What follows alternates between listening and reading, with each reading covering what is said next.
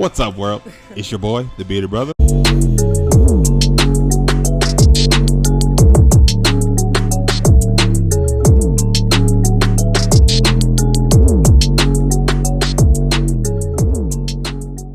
I'm back with another episode of Season 3 of the Beerded Tastings, and I got a special one for you guys. It's one of my favorite DJs in the city. It is DJ AfroSheen. I'm not going to talk too much more because I'm going to let her do the talking for it, because that's what we do here on the Beerded Tastings podcast. So, take it away. Thank you so much. My name is DJ AfroSheen, Aaliyah, and born and raised in Antioch, Tennessee, and I've been DJing around Nashville for the last year and a half now. Okay, so going from dancing with your feet to dancing your fingers across vinyl, kind of how did dancing for you help with your DJing? That's such a good question. So I started dancing when I was 3, classically trained, ballet, tap, jazz, modern, all the things. And I grew up with a mom that danced too. She used to have her own dance studio before she started working in the music industry. So, I mean, when she was pregnant with me, she was flipping and all the things still, seriously. So I think having both the dance and musical background, I mean, you know, dance is just an extension, I think, of music. And so I think incorporating all of the movement, production with growing up in dance too, you know, dance shows, I think all of that has been really integral in I think my craft, how I mix, you know, listening to, the small interpolations, the small little things throughout the music. I think it helps, it keeps me connected, I think, on the finer details. Exactly that. Oh, yeah, for sure. And you talked about having DJ for only a year and a half. What kind of was there any kind of hold up for you getting into the DJ space? Because I know for me, in craft beer, I probably should be closer to 6 years instead of really 2 years, just because of external conversations and just inner turmoil from those conversations. Like, drink beer, like that's what white people do. But like, why? There's no money in that. Yes. And now it's like turning around. Like, I've actually found more success doing this versus trying to do what everybody else is. So like, was that the kind of same story for you? Yeah. So I started playing alto saxophone at 8 years old. So I was an instrumentalist, and I even went to performing arts high school. So I was always in music, and I think as I got older, I was more attracted to like production, beat making, as opposed to just doing, you know, instruments. And that's where I met a lot of challenges, and I think like anxiety and just like self-doubt because of like those same things. You know, there was not a lot of women and femmes within these spaces that I was in. You know, it's always a male-dominated industry, you know, both the music industry overall, and then you have like DJing. You mostly do see male DJs, or, you know, you see mostly male producers. And so I really wanted to be a producer for a while. I thought, you know, with my background and, you know, growing up with a lot of old school soul and funk, you know, I was like, oh, like I pick out samples. I know samples, you know, my dad always put me on game, you know, from the 90s samples, you know, with old school hip hop, him being from New York. So, you know, I thought I had the knowledge and the skill set, but I didn't have the confidence. And finally, I think I got tired of watching everybody else progress. And I was like, okay, like I got to do something, you know, something differently. And so I had been, when I moved back to Nashville from school, I went to East Tennessee State for a few years, and it just didn't really work out. I've always been more of an artist, and I think I was on a path that wasn't really aligned for me, and I was doing what other people wanted me to do. And from there, I think I just finally realized like I wanted to do what I wanted to do. It sounds that simple, but it's like I don't really care. I'm just gonna try it and see where it takes me. And I finally, like after sitting on this mix for like 8 months, I mean just perfecting it, all the things, I finally gave it out to the world. And as soon as I did that, it literally, that's when things changed, you know, and I started to be around more spaces. I started finding more femme and queer DJs to connect with, and I think being in those spaces has really helped me become, it's really been like everyone else that I've been working with, collaborating with, that's put me in more confidence to express more of that. Right. Okay. And it's so interesting you're saying it's a male-dominated like space, but literally some of my favorite DJs in the city are now, women. yes, like, now, yeah. it's like outside of just like people who were doing boom bap and stuff. Yeah. It was like you. It's been Molly Water. Yes. Literally, I see her face in my head. Shout out DJ Crop Top Todd.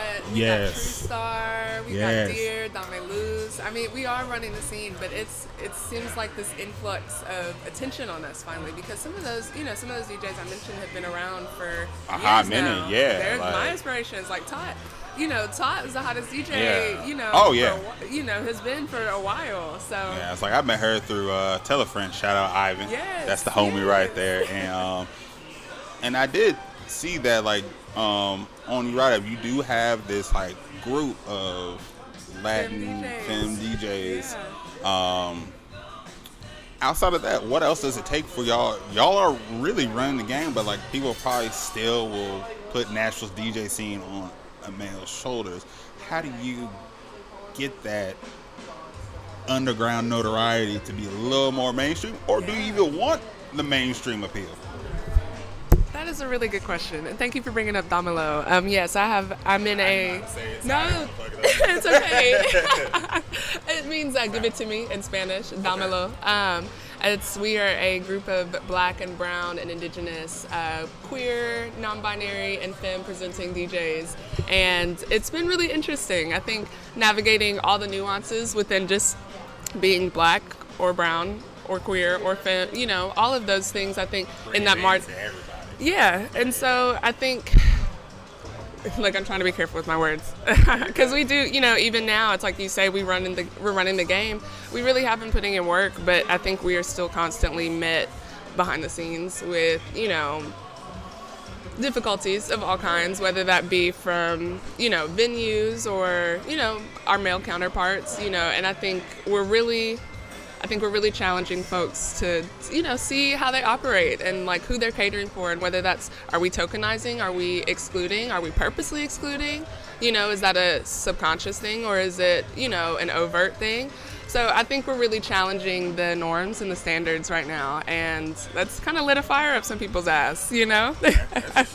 Yeah, but I think I will say on the flip side, there have been a lot of men within the scene that have also really looked out for us and made space for us. Even some of my white counterparts, some of the venues didn't really take me seriously until I started doing things with like a white DJ, and that's interesting. I know you're like, wow, but also it's real.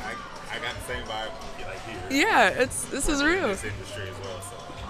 So. In Nashville, we as a city, I think we get this rap, especially with our Broadway circuit. It's a lot of white male DJs, and they play the same thing. So there's even times where, even though it's very clear what I play. I am an open format DJ, but I tend to lean towards club music, house music. Like house has my heart. And so even that, like, people wanting us to play certain things, even though, like, this is my creative realm, and having to know when to hold them and when to fold them. Right. Yeah, that's constantly navigating, constantly reevaluating those things, even, like, evaluating my business partnerships and, like, does this align with the morals? Because, I preach inclusivity, so it's like, is this place too exclusive? Is this place, racist? Right. Call it what it is. Like, literally, yeah. It walks like a duck, it talks like a duck. Must be a duck, exactly. And so, like, that's really cool. It's especially having, like, a space like that for DJs that you described, and just being able to, like, have something that will advocate for you 100% of the time, not when it's beneficial and it looks good. Yes. So, like, in music and in beer, it's pretty much the same thing, but it's just a different product. Yeah. Versus, like, you can put out "We Are the World" and people love it. We cured racism. Yeah, for 3 months, and then, but what they don't talk about is like, we're just gonna go back to the same exactly what we do. bullshit, but we're not gonna say anything. The same thing with like the Black is Beautiful campaign for beer. Yes. It was like, it was a beautiful thing. Now it's like, okay, what's do we that do with that? and? It's You know all how there black needs to folks be are. It's like, and. okay, and you said that, and Yes, And, because it's about like- meaningful change. It's not about the performative, and that's I think what we're constantly navigating is the performative versus like driving meaningful change and really like being about what you say you're about. Oh yeah, definitely. And just like with this group, have you found kind of just some things you notice you're like, okay, this is not an event we need to be doing, and what does that look like? You don't have to drop names. I know. I'm like, ooh, tea time. Even within our group dynamics, I mean, we've experienced growing pains, and that's just constantly evaluating. What do we align with? What message are we trying to convey? And we do try to, I think, keep things as professional as possible, and really have conversations behind the scenes when it comes to like difficult things like that. But ultimately, like, there's times where we've had to take public stances or public statements about things. I do try to be very open, about what I'm about and holding people accountable, because I hold myself accountable too. So I think the group dynamic has just proven that, for one, I'm not crazy for like having these morals and I think a lot of these scenes, especially nightlife, club scenes, entertainment, music industry, those can all they can have some dark energies that you have to navigate too. So I think it's shown me, being in the group dynamic, that it's made us stronger to be together, and I think people take our moral stance more seriously as a collective. Does that make sense? Oh yeah, that definitely makes sense. I do definitely appreciate that, because What's this one? oh yeah, this is a Kolsch. I'll be remiss if I don't talk about beer on a beer podcast. I know, people, I need to tighten up. Don't judge me. It's been a long day already. And it's been a long week. Yes, so this is it's called Sieg here we're at Living Waters out east. It's also a coffee shop, so you non-beer drinkers can have coffee, or if you're a beer drinker, they do allow you to have stouts 8 in the morning. I'm just saying, I'm not telling you what to do. I'm just telling you what you can do. So hopefully you catch it. I'm just tossing something out there for y'all. But this is a Sieg. It's a Kolsch, so it's gonna be pretty clean, easy to drink. It's gonna have a slight like tortilla kind of taste to it. It's gonna be a little bready. It's a really great beer if you're not a huge beer drinker. It's so this podcast is gonna be perfect. Yeah. So, but for the noobs out there, like, I don't know what to do, try a Kolsch. It's easy to drink.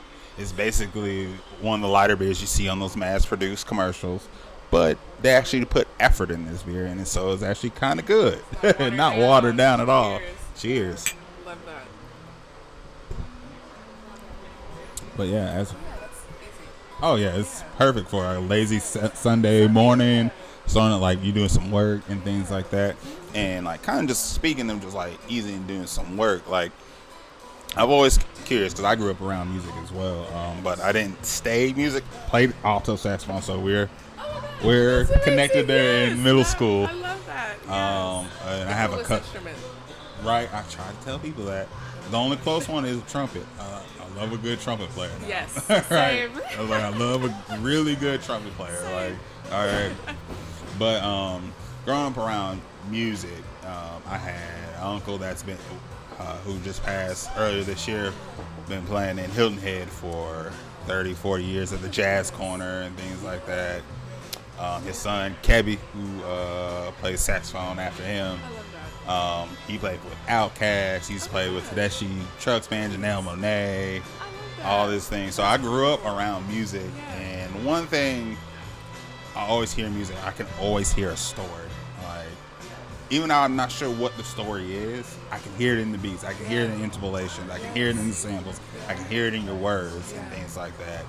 And I kind of want to ask you about your DJ sets. Are you looking more to tell a story, or are you more looking just like, I'm just trying to get these hits out here and make people shake their ass and shake the shoulders? Like, or is it like a balance? Absolutely. Such a meaningful question. That's so good. Honestly, I'm always trying to tell a story, even in the spaces where it's like I have like